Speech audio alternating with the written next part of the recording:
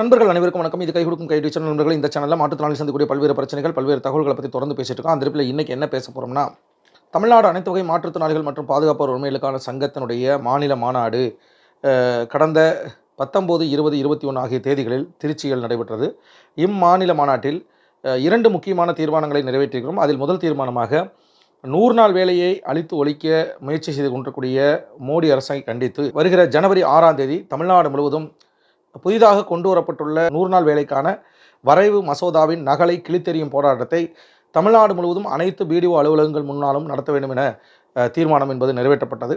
அந்த அடிப்படையில் இந்த போராட்டம் எதற்காக நடக்கிறது, ஏன் நடக்கிறது, 100 நாள் வேலைக்கு வந்திருக்கக்கூடிய ஆபத்துகள் என்ன என்பதை பற்றி தான் இன்றைக்கி விரிவாக பேச போகிறோம். வாங்க வீடியோக்குள்ள போகலாம்.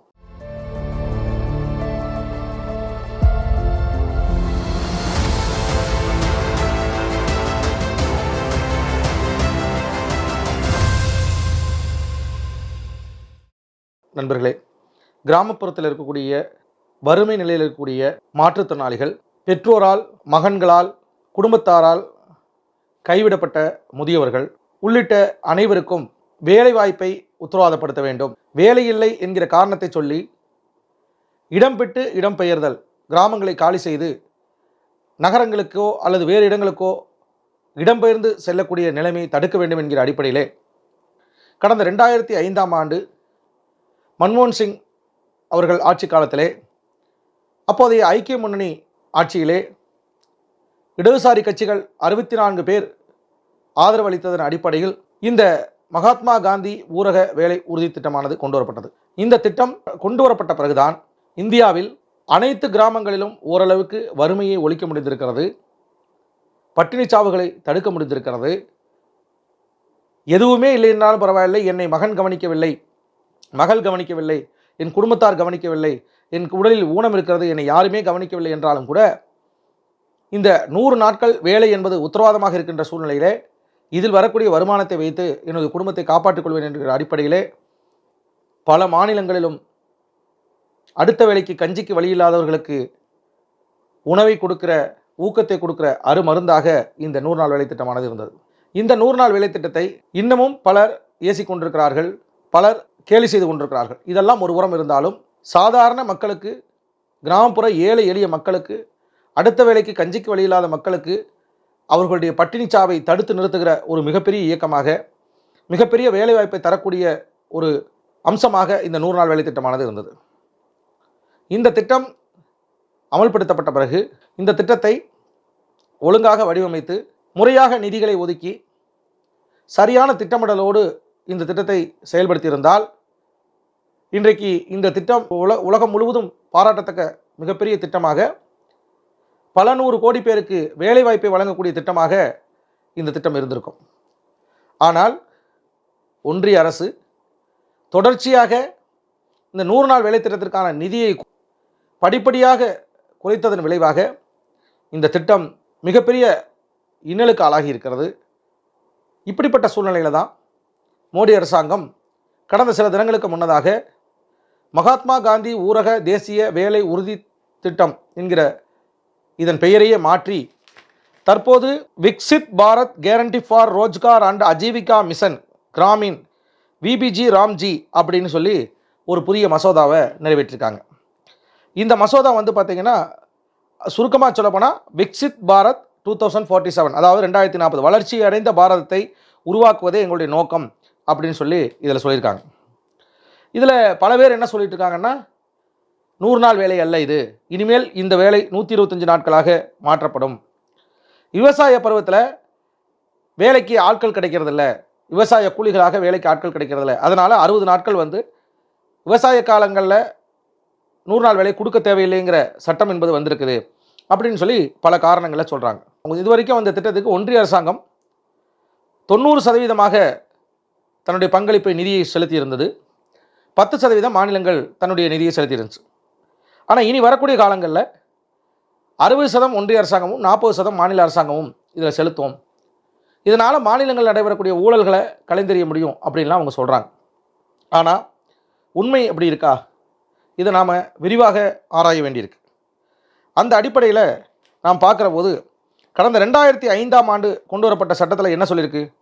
கிராமப்புறங்களில் உள்ள ஒவ்வொரு வயது வந்தவருக்கும் ஆண்டுக்கு குறைந்தபட்சம் 100 நாள் வேலையை சட்டப்பூர்வமாக உரிமையாக வழிவகை செய்திருக்கு. கட்டாயம் கொடுத்தே ஆகணும் அப்படிங்கிற அம்சம் அது இருக்கு. வேலை கேட்டு யார் மனு கொடுத்தாலும் பணம் இல்லை, அது இல்லை, அதனால் உனக்கு வேலை கொடுக்க முடியாது அப்படின்லாம் இல்லாமல், வரவு செலவு திட்டத்துக்கும் இதுக்கும் சம்மந்தம் இல்லாமல் கட்டாயம் அவர்களுக்கு வேலை கொடுக்கணும். இது அவங்க வைக்கக்கூடிய கோரிக்கை அடிப்படையில் தான் இருக்கணுமே ஒழிய வரவு செலவை மையப்படுத்தி இருக்கக்கூடாது அப்படிங்கிறதையும் அவங்க சொல்லியிருக்காங்க.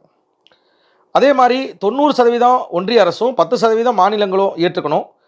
15 நாட்களுக்குள்ள வேலை கேட்டு மனு கொடுத்தாங்கன்னா, அந்த மனுவுக்கு வேலை நீங்கள் கொடுக்கல அப்படின்னா, எவ்வளோ நாளைக்கு நீங்கள் வேலை கொடுக்கலையோ அந்த வேலை கொடுக்காத காரணத்துக்கான நிவாரணம் கொடுக்கணும் அப்படின்லாம் இதில் இருந்துச்சு. இது வரைக்கும் இந்த திட்டத்துக்கு எவ்வளோ செலவாயிருக்கு அப்படின்னா 9,98,000 கோடி என்பது செலவிடப்பட்டு 4,720 கோடி மனித நாட்களுக்கு வழங்கியிருக்கு. 4,720 கோடி மனித நாட்கள்னா ஒவ்வொருத்தரும் 100 பார்க்குறாங்கல்ல. அப்போ ஒட்டுமொத்தமாக இந்தியா முழுவதும் எவ்வளோ நாள் வேலை செஞ்சுருக்காங்க அப்படிங்கிறத இதில் கணக்கிட்டிருக்காங்க. சராசரியாக இந்தியா முழுவதும் இந்த திட்டத்திற்கு 211 ரூபாய் என்பது கூலி வழங்கியிருக்காங்க. அரசு திறமையாக செயல்பட்டுருந்துச்சு அப்படின்னா கண்டிப்பாக இந்த திட்டத்தை மிகச்சிறப்பாக செய்திருக்க முடியும். ஆனால் இப்போ நமக்கு என்ன வரக்கூடிய சந்தேகம், புதிய சட்டம் வந்திருக்கு. இந்த சட்டத்தில் பல்வேறு விதமான பொய்யான வார்த்தை ஜாலங்களை அவங்க பயன்படுத்தியிருக்காங்க. அதில் மிக முக்கியமாக சொல்லப்படுறது 100 நாள் வேலையை 125 நாளாக அதிகரிக்கணும்னு சொல்லி. ஆனால் இதில் என்ன சொல்லப்பட்டிருக்குங்கிறத ஒவ்வொரு அம்சங்களாக நம்ம பார்த்தோம்னா, புதிய மசோதா பிரிவு 6ல் 2வது பாட்டில் என்ன சொல்லியிருக்குன்னா, விவசாய பருவத்தில் 60 நாட்களுக்கு வேலை கொடுக்க தேவையில்லை, அது தடை விதிக்குது அப்படின்னு சொல்லியிருக்காங்க. ஆனால் ஒன்றிய அரசாங்கம் வெளியிட்டக்கூடிய தரவு அவங்க ஒவ்வொரு முறையும் ஆய்வு பண்ணி ஒரு அறிக்கை வெளியிடுவாங்கள்ல, அந்த அறிக்கையில் என்ன சொல்லியிருக்கு, 100 நாள் வேலை செய்பவர்களில் தலித்துகள் 18.63%, பழங்குடியினர் 17.32%, ஆக மொத்தம் 36% பேர், மீதமுள்ள 64% பேர் பிற்படுத்தப்பட்ட பிற ஜாதிகள் மற்றும் சிறுபான்மையினர் அப்படின்னு சொல்கிறாங்க. இதில் பெரும்பான்மையாக இருக்கக்கூடியவங்க நிலமற்ற குடும்பத்தை சேர்ந்தவங்க அல்லது சொந்த விவசாயம் சாத்தியம் இல்லாத போது வேறு வழி இல்லாமல் வேலைக்கு போகிறவங்களா இருக்காங்க. கடந்த ஆண்டு 286 கோடி வேலை நாட்கள் உருவாக்கப்பட்டன. பெரும்பான்மை வேலை நாட்கள் பார்த்தீங்கன்னா விவசாய வேலை குறைவாக இருக்கக்கூடிய பிப்ரவரியிலேருந்து ஜூன் மாதம் வரைக்கும் தான் இந்தியா முழுக்கவே கொடுத்துருக்காங்க. விவசாய வேலைகள் அந்த பிப்ரவரி மாதத்துலேருந்து ஜூன் மாதம் வரைக்கும் பெரும்பகுதி இருக்காது. இதான் ஒன்றிய அரசாங்கம் வெளியிட்டிருக்கக்கூடிய சர்வேலே சொல்கிறது. விவசாய வேலை நடக்கிறதுனால அன்றைக்கி வேலைக்கு ஆட்கள் கிடைக்காம ரொம்ப சிரமப்படுறாங்கன்னு சொல்கிறாங்கல்ல, அந்த சிரமத்தை அதனுடைய தரவுகளை ஒன்றிய அரசாங்கம் வெளியிட்டிருக்க தரவுலேயே இதை காமிக்குது. விவசாய வேலைவாய்ப்பு கிடைக்காத போது தான் தொழிலாளர்கள் இந்த திட்டத்தை பயன்படுத்துகிறார்கள் என்பது இதன் மூலமாக தெளிவாக தெரிகிறது. 60 நாள் தடை அப்படின்னு சொல்கிற போது இது ஏழைகளுடைய கால்களில் கயிறு கட்டுறது மாதிரி. எந்த விவசாயியும் 100 நாள் வேலை செய்கிறதுனால எங்களுக்கு வேலைக்கு ஆட்கள் கிடைக்க மாட்டேது அப்படின்னு சொல்லலை.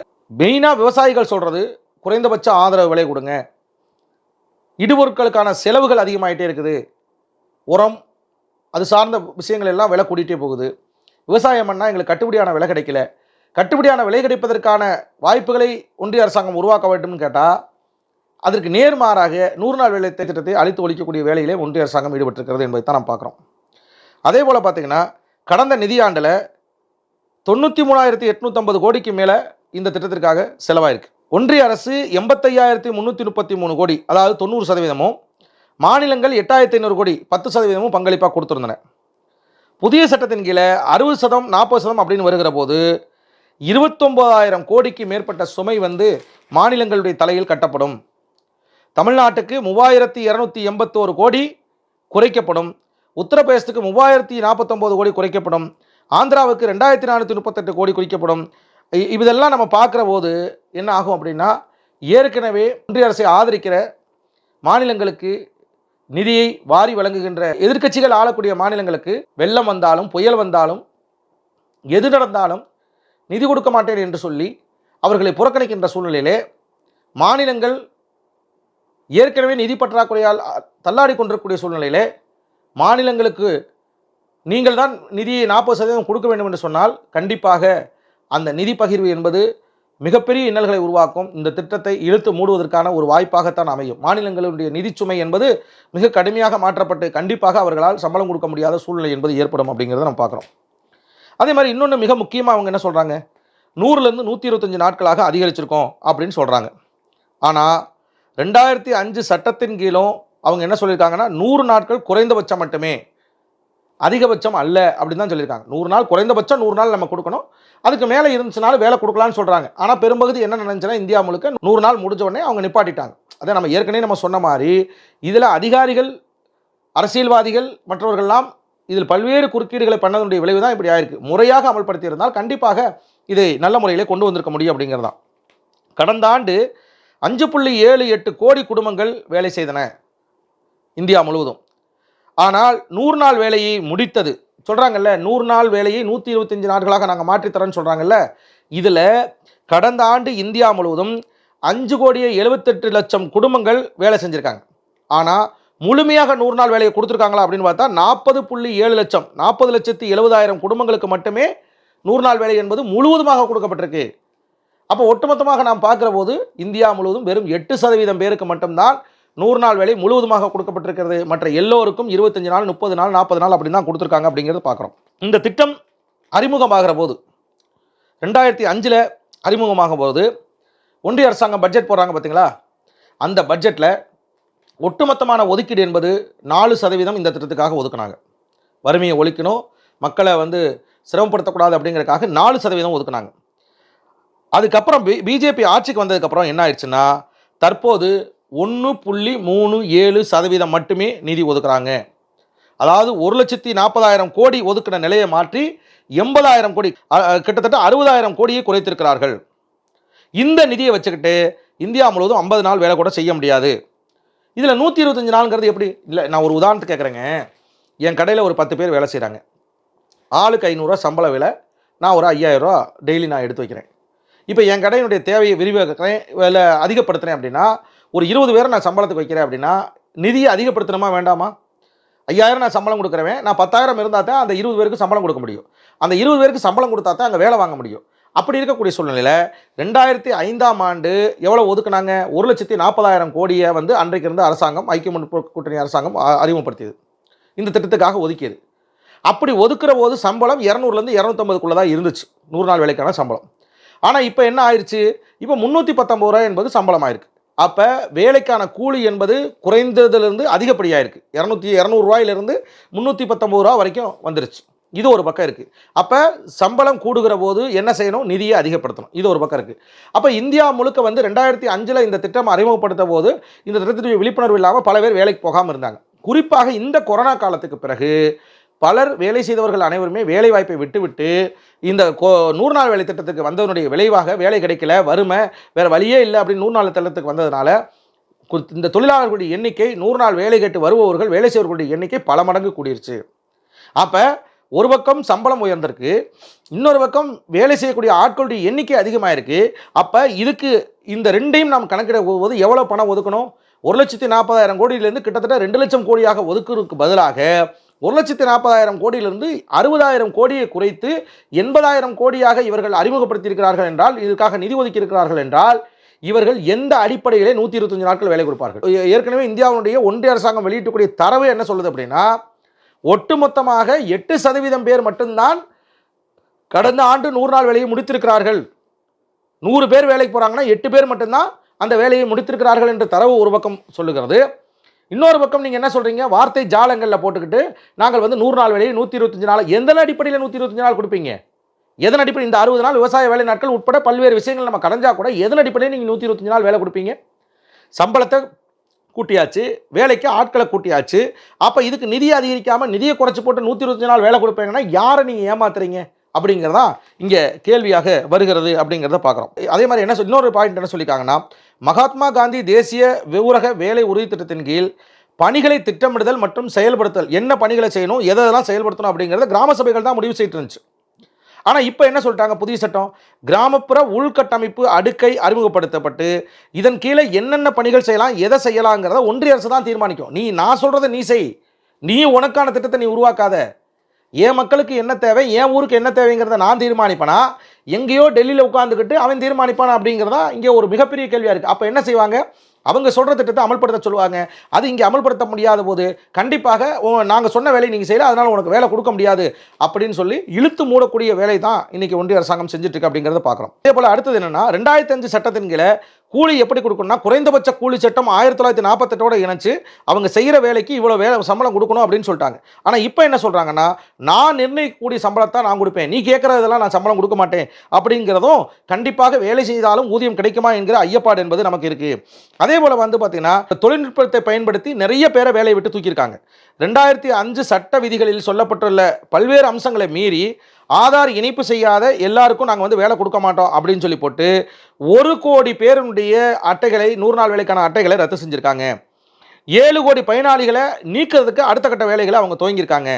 கைரேகை விழுகணும், கண்ணு கைய வச்சு பார்க்கணும், கருவிழி பார்க்கணும் அப்படிங்கிறதுக்காக 27,00,000 தொழிலாளர்கள தகுதி இல்லாதவர்கள்னு சொல்லி தகுதி நீக்கம் செஞ்சிருக்காங்க. இப்ப தவழ்ந்து செல்லக்கூடிய மாற்றுத்திறனாளிகள் எடுத்துங்க. தவழ்ந்து செல்லக்கூடிய மாற்றுத்திறனாளிகள் தவழ்ந்து போகிறபோது அவர்களுக்கு கைரேகை வந்து கண்டிப்பாக அழியும். ஏன்னா அவங்கனால கைரேகை வைக்க முடியாது. கூலி வேலைக்கு, மம்மட்டி வேலைக்கு போறவங்க, கொத்தனார், சித்தாள்லாம் இவங்க இருக்காங்கன்னா, அவங்களும் கடுமையான வேலை செய்கிறபோது, கைகளில பிடிச்சு வேலை செய்கிறபோது அவர்களுக்கும் கைரேகை அழியும். பார்வை மாற்றுத்திறனாளிகளுக்கு கருவிழி மூடி இருக்கிற போது கருவிழியை நம்ம எடுக்க முடியாது. அப்ப இதெல்லாம் காரணங்களாக சொல்லி, நான் உனக்கு 100 நாள் வேலை கொடுக்க மாட்டேன் என்று சொல்வது எந்த வகையிலும் ஏற்படுவதில்லை. இதனால இப்ப இந்த டிஜிட்டல் மயம் காலையில ஒரு முறை பயோமெட்ரிக், சாயங்காலம் ஒருக்கா பயோமெட்ரிக்ங்கிறது சாதாரணமானவர்களுக்கு சரியா இருந்தாலும், முழுக்க முழுக்க மாற்றுத்திறனாளிகளுக்கு எதிரானது, விரோதமானது என்கிறத நீங்க புரிஞ்சுக்கணும். இன்னைக்கும் பல மாற்றுத்திறனாளிகளுக்கு கைரேகை விழுகிறது இல்ல. ஏன் ஆதார் எடுக்கிறதுலே மிகப்பெரிய பிரச்சனைகள் இருக்கு.